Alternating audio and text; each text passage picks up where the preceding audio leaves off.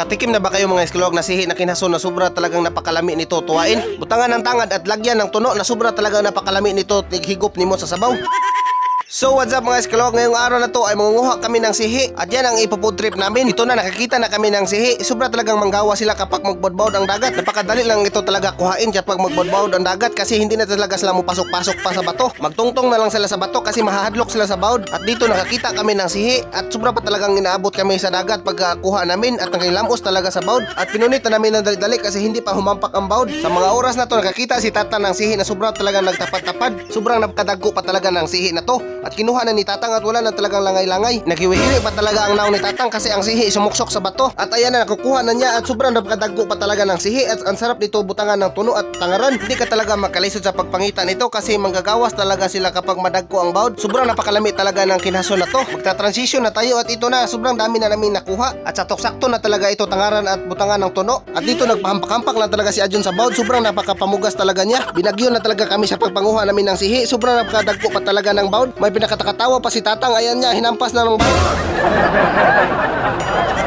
Sa mga oras na to nakakita kami ng sobrang napakadaghan talaga ng sihi. Nagpundok pa talaga sila at wala na talagang langay-langay. Kinuha na namin dayon. Nilugit-lugit na talaga ni Adjon sa kutsilyo para makuha na talaga ang daghan. Sobrang nagpugol talaga sila para talagang isa kapamilyahan. Dito pinakita-kita panitasan ng umang pero hindi yan makain kasi umang yan. At sa puntong to ito na nilinisan na namin ang sihi para luto-lutuin na namin. At dito may nakita kaming takugan at ito na nilimpyuhan na ni Adjon at ninunod-nod na niya sa bato para makuha ang mga hait-hait. At ito na ang lahat ng takugan namin. Sobrang napakagamay lang talaga kasi ang takugan nasoksok talaga sa bato kasi ang bawd-bawd. Ito na, hinugasan ni Tatang ang kaldero sa dagat para lutuin na natin. Sobra pa talagang napakalago ng kaldero na to para wala talagang limpyo-limpyo. Dito naghahaling na si Tasan at si Tatang. Hinuyop-huyop na ni Tatang ang kayo kasi napaong. Ayan na, nilinuan na ni Tatang ang kaldero para malimpyo talaga. Dito nag-aandam na si Adjon ng ahos para gisalin na natin ating sihi. At si Tasan naman nangunguha ng kahoy para isugnod natin. At ito na, binutangan na ni Dodong ng mantika ang kaldero para magisal na natin ang ating sihi. At pagkatapos ilulunod na natin ang ating ahosers at gigisalin na ating sihi na sobra pa talagang napakalabas-labas. At pinili na ni Adjon ang mga takugan para mauna naglunod kasi sobra talagang dugay malata ang takugan. At ito na, ilulunod ng ating mga sihi. At pagkatapos malunod, inukay-ukay na ni Adjon ang sihi para masagol-sagol talaga at para magigisal talaga ang tanan. Dito binutangan na ng tangad na sobra pa talaga napakalaki ng tangad. Sobra talagang napakalami ng kinason mo kapag nilagyan mo ng tangad at kinupos-kupos mo ng tono. Magta-transition na tayo at inukba na ni Adjon ang kaldero at ayan na nga, bumubukal na ang sihi namin. At inukay-ukay na niya para mahalo-halo talaga ang mga lasa ng sarap. At pagkatapos inukay-ukay ni Adjon at ito na nga, binutangan na ni Adjon ng sabaw. Dudusuan natin para sumiga talaga pag-ayo. At sa oras na to, sinabuan na ni Adjon ang ating kinukudkod na lubi para makupos na natin ating tuno. At ayan na, kinukupos na ni Adjon ang tuno. At ito na, inukba na ni Adjon ang kaldero para butangan na ng tuno. Nag-green pa talaga ang sabaw ng sihi na sobra pa talaga napakalami nito. Inandam na ni Adjon ang saan na sobra pa talagang napaka-unique ng saan na to. Naginit pa talaga sa lubi. At ayan na nga, binutangan na ni Adjon ng tuno ang kinaso natin. Sobra pa talagang napakalami ng tuno natin kasi wala siyang panghinaw pagkupos niya sa tuno. At pinipisga na niya ang ginit sa lubi para madagino talaga ang tuno. At ayan na nga, inilaban niya ang sobra. Ito na nga, naghahaob na tayo ng daan-daon sa saging para himuong hukaran natin. At sa oras na to, titimplahan na ni Adjon ang ating sihi na purti pagkalami. Pinukba na ni Adjon ang kaldero at sobra pa talagang nakulo-kulo ang tuno. At binutangan na ni Adjon ng maraming bitsin para malipong-lipong talaga ikaon. At pagkatapos, inukay-ukay niya at ihalo-halo niya ang sabaw para lumasa talaga ang ganda ng sarap. Pagkatapos niya binutangan ng maraming bitsin, binutangan na rin niya ng maraming asin para maglasalasa talaga ng dagat. At ito na, kinutukutaw na niya para masagol talaga ang asin at bitsin. At pagkatapos, tinilawan na niya kung sakto ba talaga sa timpla. At sa pagtilaw niya, para kunong palat-para talaga. At ayan, inusba na niya sa pagtilaw. At sa pag-ulit niya na pagtilaw at sakto na daw sabi niya. Ito na, hinahaon na ating sihi na sobra pa talaga napakalami at sobra talaga nakaprisko-prisko. At ang lami pa talaga kumain dito sa daplin ng dagat. Dito nag-aandam ni si Tasan ng hukaran. Ito na, iyabo na ni Adjon ang ating sihi na tinunuan na sobra pa talagang napakalabas. Kung hindi nyo pa natikman ito, manginhas na kayo sa dagat at manguha ng sihi. At ito na, sobrang napakalami talaga ng sabaw na to at makapanlado ka talaga. Dito ibubutang na ang mga sihi sa daplin. At ito na, mga ngaon na kami.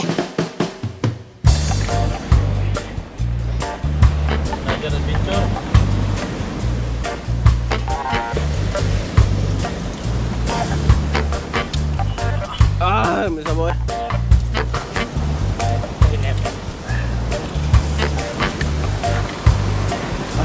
Tiyak mo buwan na kita niyo dia.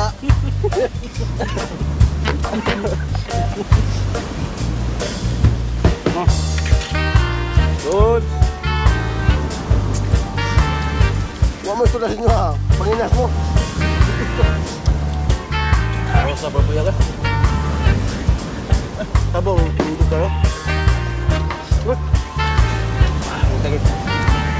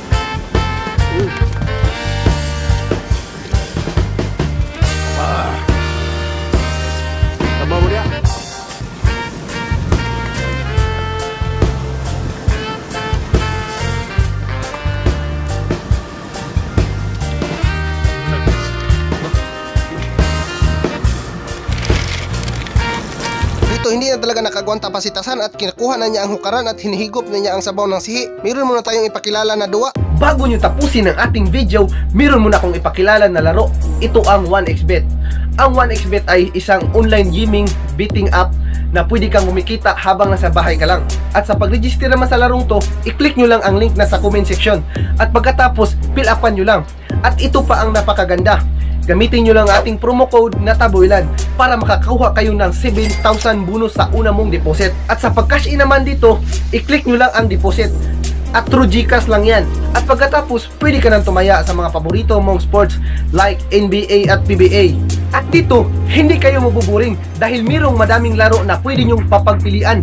At sa pag-cash out naman dito, i-click nyo lang ang deposit. At pagkatapos, withdraw. Ganun lang kasimple. Kaya mag-register ka na para makakuha ka ng 7,000 pesos sa una mong deposit.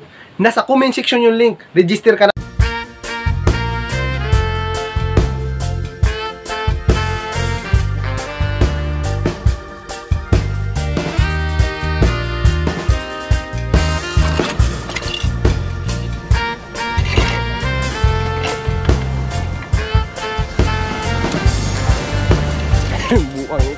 Dito ubos talaga ang bahaw ni Tatang at wala talaga nabilin-bilin. Sa mga nakarelate itong video, i-like at i-share nyo.